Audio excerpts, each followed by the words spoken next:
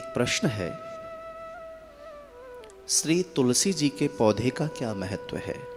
क्या यह पौधा अध्यात्म के अतिरिक्त हमारे लौकिक जीवन को भी प्रभावित करता है? कृपा करके प्रकाश डालें। बहुत सुंदर प्रश्न है। देखिए, पहली बात तो यह है कि तुलसी जी हमारे जीवन से अभिन्न रूप से जुड़ी हुई है। कोई भी उपासक जब ठाकुर जी को नैवेद्य अर्पित करता है तो वो चाहे 56 प्रकार के व्यंजनों को भी रख दे, लेकिन जब तक वो तुलसी जी नहीं छोड़ेगा तब तक ठाकुर जी उस भोगों को स्वीकार नहीं करते। ये तो एक उपासना की बात है। और दूसरी ओर हमारे जो पंच संस्कार होते हैं उसमें कंठी होती है। यस्य गले नास्ति कंठी सो नरः मूढ़ मानसा अन्नम विष्टा जलम मूत्रम पीयूषम रुधिरम भवेत्। जिसके गले में कंठी नहीं है, तुलसी की कंठी, उसके हाथ का दिया हुआ जल रुद्र के समान है और भोजन दिया हुआ विष्टा के समान है, और दुग्ध अन्नम विष्टा, अन्न उसके हाथ का दिया हुआ अन्न विष्टा के समान है, और जलम मूत्रम जलमूत्र के समान है, और पीयूषम रुद्रम दूध उसके हाथ का दिया हुआ रुद्र के समान है। अर्थात तुलसी से ही पावनता और पवित्रता मिलती है। तुलसी जिसने धारण की हुई है वो वैष्णव कहलाता है। और आप देखेंगे कि विभीषण को भी हनुमान जी ने कैसे पहचाना कि ना वो तुलसी का वृंदता देख हर्ष कपिराए। उन्होंने देखा जो वैष्णव होगा, वैष्णव के घर में कितने भी तुम आप पेड़ पौधे लगा दो, अगर तुम्हारे यहाँ तुलसी का पौधा नहीं है तो सब व्यर्थ है।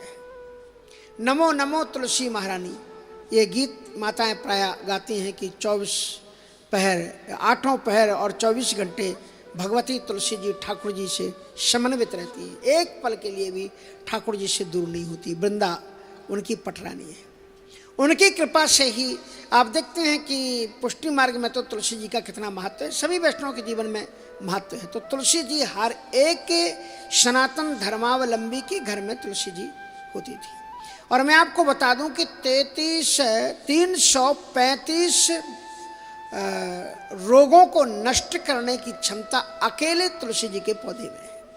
कुछ काम तो बिना किए ही वो कर देती हैं। जिस घर के बीच आंगन में तुलसी जी का पौधा होता है उसमें चाहे 40-50 आदमी भी रहते हैं और हवा छोड़ते हैं, करते हैं, अकेला तुलसी जी का पौधा उसके पर्यावरण को विशुद्ध और शुद्ध बना करके रखता है।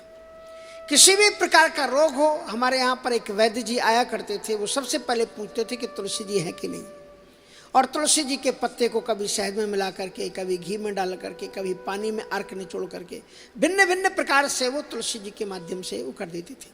लेकिन एक चीज़ का ध्यान रखिएगा कि तुलसी जी के पौधे से तुलसी जी को कभी भी रविवार को नहीं तोड़ना चाहिए, क्योंकि रविवार को तोड़ना निषिद्ध है, और द्वादशी को भी तुलसी जी के पौधे को नहीं तोड़ते हैं। तो इन चीज़ों को भी थोड़ा सा ध्यान रखना चाहिए उस दिन उनका। और रात्रि के टाइम पर भी तुलसी जी के पौधे को नहीं तोड़ना चाहिए। अगर आपको ज़रूरत पड़ती है तो पहली तो बात, आप अपने घर में जब भी आपको कोई औषधि के रूप में अगर तुलसी जी को आपको प्रयोग करना है तो एक बात का ध्यान रखिएगा। हमारे यहाँ पर एक नियम है कि तुलसी जी को जब उतारते हैं, तोड़ना शब्द नहीं बोलते, तुलसी जी को उतारते हैं, और उसका भी मंत्र है हमारे यहाँ पर तुलसी उतारने का कि तुलसी हेम रूपेण विष्णु रूपेण मंजरी विष्णु कार्यार्थ छिंदामी मम दोषो न दीयताम। हे भगवती तुलसी जी, हम भगवान नारायण की पूजा के निमित्त आपको उतार रहे हैं, आप हमारे इस तोड़ने की प्रक्रिया को दोष मत मानना, आप दोष मत देना। और इस प्रकार से जब भी आप तुलसी जी को तोड़ें तो पहले आप ठाकुर जी को समर्पित कर दें, और तुलसी जी को एक एक पत्ता नहीं तोड़ा जाता है। तुलसी हेम रूपेण विष्णु रूपेण मंजरी, जो ठाकुर जी के ऊपर चढ़ती है एक एक पत्ता नहीं चढ़ता, 2 दल होना चाहिए, और मंजरी समेत तुलसी जी को शालिग्राम जी पर या ठाकुर जी पर चढ़ाया जाता है।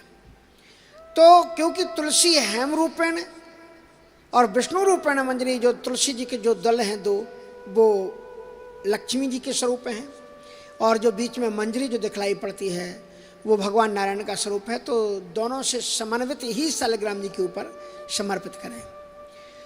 तो रात्रि के टाइम पर रविवार को द्वादशी को न तोड़ें। अगर आपको ज़रूरत पड़ती है तो आपने जो एक दिन पहले तुलसी जी को चढ़ाया है आप उनको सुरक्षित करके रख लें, कब ज़रूरत पड़े और आप उनका प्रयोग कर सकते हैं। अथवा अगर आपको रात्रि को या रविवार को ऐसी कोई आवश्यकता पड़ती है तो तुलसी जी के नीचे जहाँ पर तुलसी जी का पौधा है निश्चित रूप से कुछ पत्ते च्युत होकर के गिर जाते हैं, आप उन पत्तों का प्रयोग कर लें, वो भी आपको वैसा ही फल देंगे।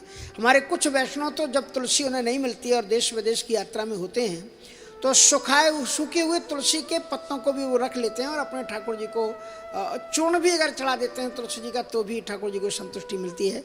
तो इस प्रकार से तुलसी जी का बहुत महत्व है, ध्यान रखिएगा। बचपन में हमें बताया जाता था और आपने भी सुना होगा कि तुलसी जी को दांतों के नीचे नहीं चबाना चाहिए और इसका कारण है कि एक तो दैवत रूप है, इसलिए हम तुलसी को भले ही थोड़े थोड़े से टुकड़े करके और जल के द्वारा पी लें, उसको दांत से ना चबाएं।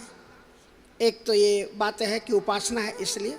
दूसरा एक वैज्ञानिक रहस्य ये है कि तुलसी जी में एक ऐसा एसिड है जो शरीर के तमाम रोगों को तो नष्ट करता है लेकिन दांतों को कमजोर कर देता है, इसलिए आप उसका चर्वण ना करें, आप उसको जल के द्वारा पान कर लें। तो तुलसी जी में क्षमा करेंगे, तुलसीदास नहीं, तुलसी जी में बहुत से गुण विद्यमान हैं, इसलिए तुलसी जी को अपने घर में जरूर रखें और ठाकुर जी की सेवा में समर्पित करें। जय श्री कृष्ण।